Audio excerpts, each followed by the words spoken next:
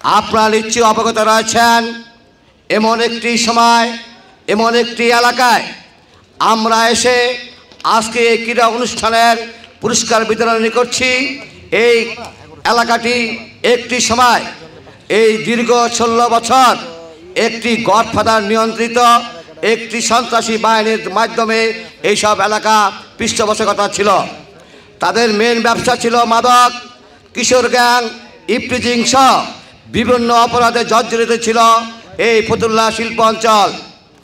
কিন্তু 5 আগস্টের পরে একটি রক্তকে সংঘর্ষের ফসল আমরা যে মানচিত্র পেয়েছি, আমরা যে নতুন স্বাধীনতা পেয়েছি, তারপরে আমরা বিশেষ করে ফতুল্লা থানা বিএনপি অঙ্গ সংগঠনের নেতৃবৃন্দরা দীর্ঘ 16 বছর যে সন্ত্রাসী জনপদ নারায়ণগঞ্জে ঘোষণা করেছিল এদেশের মানুষ, বিশ্ব মিডিয়া, সোশ্যাল মিডিয়া, সেই ধারাবাহিকতা থেকে উত্তরণের জন্য আমরা ফতুল্লা থানা বিএনপি, নারায়ণগঞ্জ জেলা বিএনপি, নারায়ণগঞ্জের অন্তর্গত প্রতিটি থানায় আজকে ক্রীড়া সংগঠনের মাধ্যমে, ক্রীড়া অনুষ্ঠানের মাধ্যমে আমরা এই সমাজকে মাদক মুক্ত, ইফটিজিং মুক্ত, কিশোর গ্যাং মুক্ত একটি সমাজ দেওয়ার জন্য আমরা ফতুল্লা থানা বিএনপি সর্বোচ্চ চেষ্টা করেছি। এমন একজন ব্যক্তির স্মৃতি সংসদের উদ্যোগে আজকের এই ক্রীড়া অনুষ্ঠান, যে নেতার নেতৃত্বে বাংলাদেশে আধুনিক ক্রিকেটের সূচনা হয়েছে।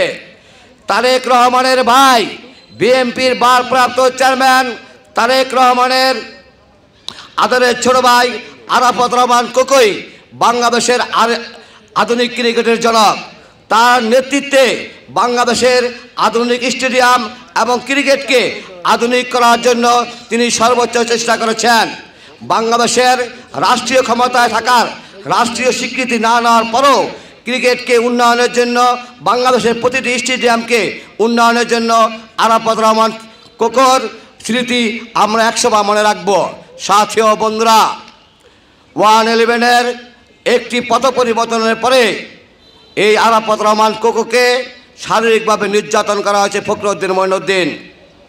তারপরে এই ফ্যাসিস্ট শেখ হাসিনা তাকে চিকিৎসার অভাবে এই আরাফাত রহমান কোকো এই মালয়েশিয়া তিনি চিকিৎসার অভাবে একটি সময় আমাদের কাছ থেকে চলে যায়।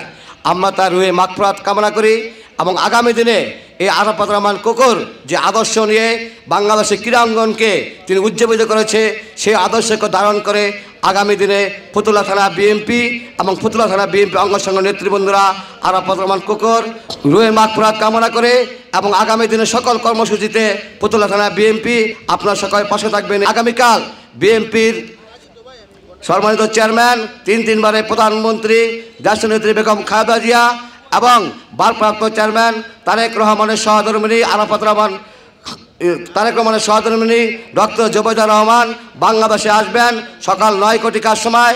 আমরা সকলেই এয়ারপোর্টে থাকার জন্য চেষ্টা করব।